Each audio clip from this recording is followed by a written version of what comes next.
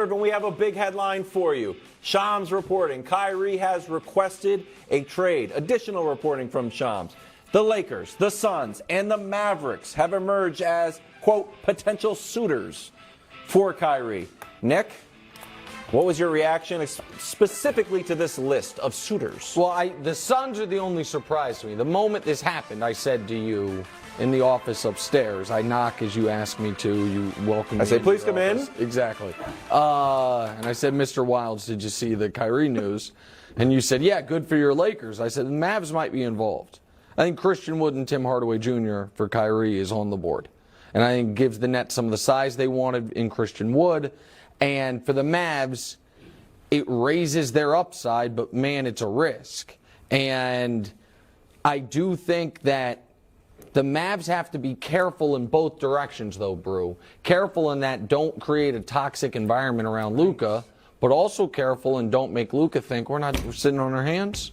We're not, so I don't know, him, despite him being my large adult Slovenian son, he and I actually haven't talked about Kyrie Irving, believe it or not. So I don't know how Luka feels about Kyrie specifically, but the Mavs were engaged on Kyrie, we know this, over the summer. So at some point they thought it was a possibility. The Suns are interesting because that is one of the most disappointing teams in the league so far this year. And what do they do? It's also interesting because that's where Durant wanted to go. And if Kyrie ends up getting to go there, that would kind of be weird. And we all obviously know what the Lakers trade would be. It'd be Russ and the 2 picks for Kyrie with the belief that you're re-signing Kyrie. So I don't think it's as simple as, oh, he's going to be a Laker. Because if the Nets have to make the hard decision of this, Brew. Are we still in contention this year if we trade Kyrie? If they want to be, then the Lakers package is the least attractive. Because you could get players that can help you more right now from the Mavs or from the Suns. If the Nets are like, okay, this era is stillborn and it never got off the ground, we're going to fully reboot it this summer when we trade Durant. So having Westbrook's money come off the books, having those future Laker picks for us to do a full total rebuild, then the Lakers package becomes attractive. I don't know what Sean Marks believes. I don't know what Joe Tsai wants. Well, Dallas, look, they've got Jason Kidd. That's a plus. Yeah. Right? Mark Cuban is an owner that is a maverick, no pun intended, right? So he might, go after Kyrie. To me, Wood doesn't solve their size problem. He's tall. But he's a soft player. He's a finesse guy. They got that. They don't lack height. They lack girth and toughness. Sure. And so, but he can shoot. He's a good player. Ben Simmons. Tim Hardaway. But Dallas look, I don't think any team. Kyrie's upset because the Nets won't give him a fully guaranteed long-term max deal. Is Phoenix doing that? Is Dallas? Is any team guaranteeing him? You would have to be as great as he is individually. You have to be off out of your mind to do that. But he's not This has been your flaw in all of your Kyrie, which then infects your Nets analysis. You keep assigning logic to Kyrie's decisions. And every time I try to talk you out of it, you're like, wait a minute. What's going to be Doesn't he realize Not for him, for the team. No. Why would the Mavericks, bring him on knowing he's going to be a problem unless we give him this deal? Or Phoenix? Because I think that there is the possibility, Wilds, tell me if you disagree, that what he's demanding from the Nets is not necessarily what he's demanding from the next team. I think he knows, mad. Look, he don't have the Nike deal. He knows he's lost a lot of money, the money he lost from the anti-vax stance. I think he wants that money wherever it is. And let me just throw this out quickly, Wilds.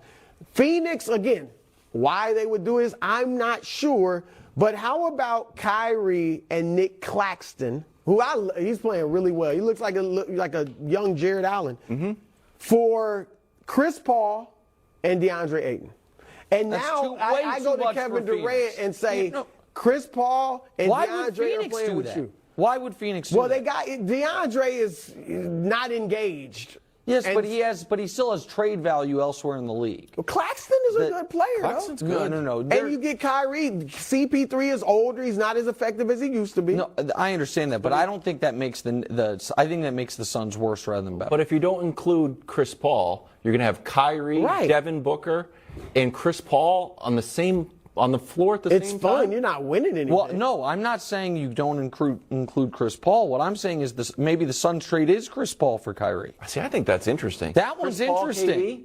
And then it's like, listen, we try this year to win a title, and then if you're in Brooklyn, that is, and if you're in Brooklyn, then in this summer, you kind of figure out what you're doing from there. You know what I mean? The moves that you're making if you need to tear it down. I don't think. You only got one big time scorer. I think if the Nets called Phoenix, said we'll give you Kyrie straight up for DeAndre Ayton, I think Phoenix says no. I think Phoenix says you have to give us more than that, flatly.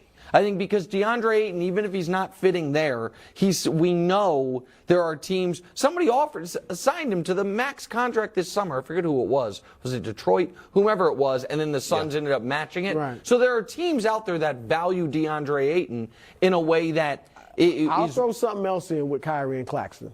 I'm not sure what, but I'll throw something else in to get Ayton and Chris Paul.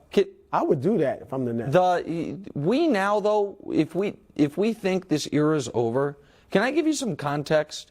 We can show you real quick what Kyrie and KD, how many games they played together. This won't be great. Because it's basically a season. It's 87 games. Are you guys interested in a few iconic duos that played more games together?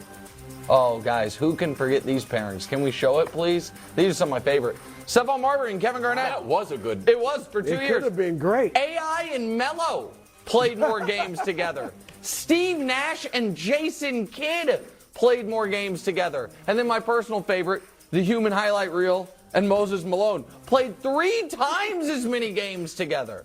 We tried to put Grant Hill and T-Mac on there, but they actually played slightly fewer. But I mean, that's not all Kyrie's fault. A lot of it. But KD was hurt a lot. I mean, that's a big part of it, too. Look, the Nets they didn't blow it. Harden won it out. He was not going to play. But Harden, Durant, and Kyrie, for all the shenanigans, and they were aplenty, it was injuries, Nick. They never really got a full chance to see what they could do. I mean, is that not true? He's quitting the team, bro. I know, but I'm just saying, Durant's hurt, though.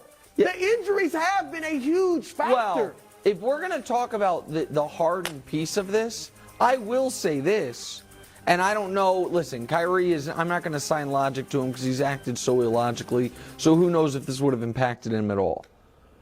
But Sean Marks made a disastrous James Harden trade. Yeah. I'm not talking about the acquisition of James Harden.